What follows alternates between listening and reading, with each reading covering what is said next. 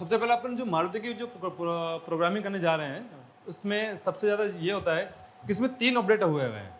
ठीक है, एक जो हमारा ओल्ड वेरिएंट है, ओल्ड के बाद एक मिडिल वेरिएंट है, मिडिल के बाद एक न्यू वेरिएंट है। तीनों में जो कॉन्सेप्ट होता है उसकी प्रोग्रामिंग प्रोसेस जो होती है वो आईडी के ऊपर बेस पे काम करती है। यानी कभी भी हम जब की प्रोग्रामिंग करने जाते हैं तो हमें उसकी आईडी से एज अ पासवर्ड लेना पड़ता है। ठीक है, तो हमारे मारुति के अंदर जो 3 वेरिएंट है वो हम उसको समझते हैं। सबसे पहले स्टेप 1 और स्टेप 2, स्टेप 3, ये हमारे पास 3 कॉन्सेप्ट इसमें बन रहे हैं। जो पहले वाले सिस्टम के अंदर हमारे आता है वो आता है कि आपका एक ओल्ड जो गाड़ियां थी हमारी, कौन सी, जो ओल्ड गाड़ियां थी उसके अंदर हमारे जो प्रोग्रामिंग करते समय जो हमसे कोड मांगता था वो फिक्स कोड होते थे। क्या होते थे? हमारे फिक्स कोड होते थे। चाहे उसके अंदर एक गाड़ी हो, चाहे 1 से 10 गाड़ी हो, 10 से 20 गाड़ी हो, जितने भी गाड़ियां थी उस वक्त ओल्ड मॉडल के अंदर, वो सारी गाड़ियों के अंदर सिर्फ सेम कोड होते थे। एज अ फिक्स कोड बोला जाता था उनको। क्या बोला जाता था? फिक्स कोड बोला जाता था। तो फिक्स कोड के अंदर मैंने आपको आपकी बुक में दे दिया है जो कोड अवेलेबल है। आपने बुक के अंदर आपने देखा है कि जो मैंने आपको कोड बताया था वो कोड, वो फिक्स कोड है जो हमारे ओल्ड मॉडल के लिए लगता है। क्या लगता है? ओल्ड के लिए हमारे जो हमें जो है वो फिक्स कोड लगेगा। जब भी हम कभी प्रोग्रामिंग करने जाते हैं अपने पूरे नॉर्म्स के साथ, उसके बाद जब हम प्रोग्रामिंग करते हैं तब हमें जो पुरानी गाड़ी होगी उसके लिए हमको फिक्स कोड लगेगा। ठीक है, उसके बाद अपग्रेड होने के बाद हमारे पास आ गया है मैन्युफैक्चरर कोड। क्या आ गया है? मैन्युफैक्चरर कोड आ गया है।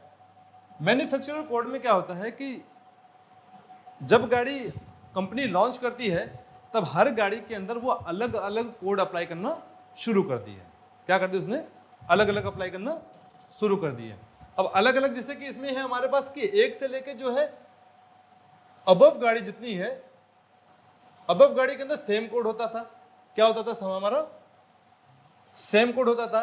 अब इसके अंदर जैसे कि सेम कोड के अंदर मैं आपको जरा एक हिंट बता देता हूँ बुक के जरिए से, जो मैंने आपको यहाँ दिया हुआ है। अब इसमें देखो कि आपका अल्टो, ओमनी, वेरिशा, वैगनर, जेन, इसके अंदर जो लगता था 0895 का कोड लगता था, वो गाड़ी का फिक्स कोड था। क्या था? हमारा गाड़ी का एज ए फिक्स कोड था।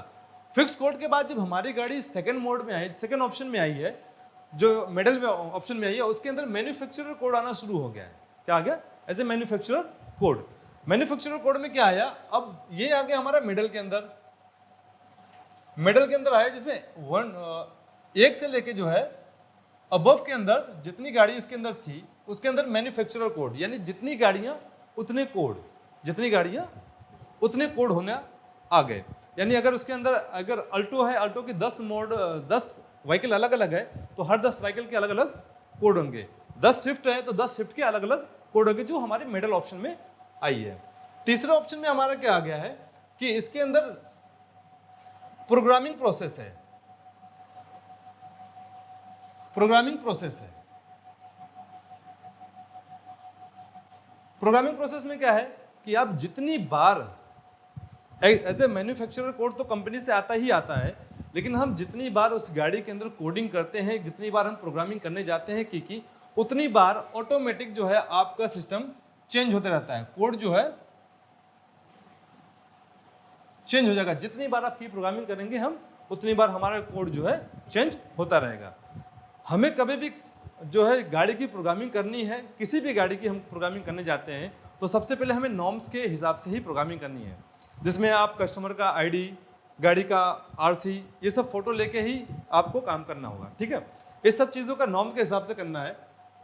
अभी हम जब कोडिंग करते हैं, ये जो अब जैसे हमारे पास ये प्रोग्रामिंग वाला प्रोसेस है, इसके लिए जो हम ये कोड देखते हैं जिसके अंदर हमारा जो कोड लगता है, ये कोड हमको निकालना पड़ता है प्रोसेस से। जब हम प्रोग्रामिंग करते हैं, प्रोग्रामिंग के अंदर इसका पासवर्ड जो रीड होने का प्रोसेस होता है वो हम स्कैनर की मदद से और प्रोग्रामर की मदद से मैं आपको इन्फॉर्म करना बताऊंगा।